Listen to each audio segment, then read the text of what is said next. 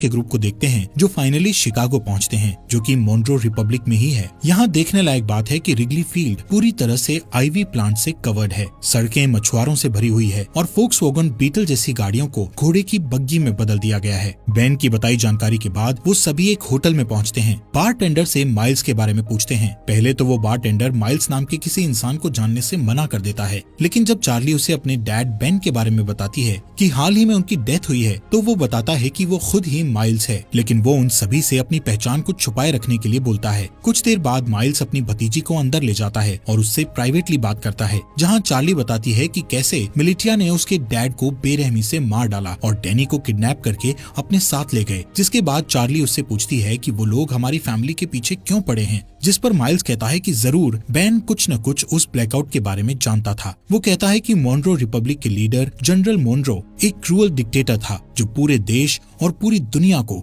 अपने कब्जे में करना चाहता था, लेकिन उसके लिए उसे कुछ हथियारों की जरूरत थी, जैसे कि फाइटर प्लेन्स, टैंक्स और यहाँ तक न्यूक्लियर बॉम्ब्स। और क्योंकि बेन अकेला ऐसा इंसान था जो ब्लैकआउट क्यों हुआ था उसके बारे में जानता था और मोनरो को विश्वास था कि वो इससे निपट सकता है। ये सब सुनने के बाद चार्ली अपने भाई डैनी को लेकर और ज्यादा चिंतित हो जाती है और अपने अंकल से उसकी मदद करने के लिए कहती है, लेकिन सरप्राइजिंगली वो उसकी मदद करने से साफ मना कर देता है, क्योंकि उसका मानना था कि ये काम बहुत रिस्की है और वो इस काम को करने के लायक नहीं है। जिससे नाराज होकर चार्ली वापस अपने ग्रुप के पास जाने के लिए तैयार हो जाती है। उसे परेशान देखकर नेट माइल्स के पास बिल्कुल लड़ने के मूड में जाता है, लेकिन तभी माइल्स नेट का हाथ पकड़कर उठता है, जहाँ पता चलता है कि नेट भी मोनरो मिलिटिया का मेंबर है और वो चार्ली और उसके दोस्तों के साथ मिलकर माइल्स तक पहुँचना चाहता था। ये जानकर हर कोई हैरान हो जाता है, लेकिन इससे पहले कि वो कुछ कर पाते नेट वहाँ से भाग जाता है। अब मिलिटिया को उनकी लोकेशन का पता होने के बावजूद भी माइल्स अपनी जगह को छोड़ने से मना कर देता है, क्योंकि उसका मानना था कि वो अकेला ही पूरी फौज का सामना कर सकता है। चार्ली और बाकी लोग भी माइल्स की मदद करने को तैयार थे,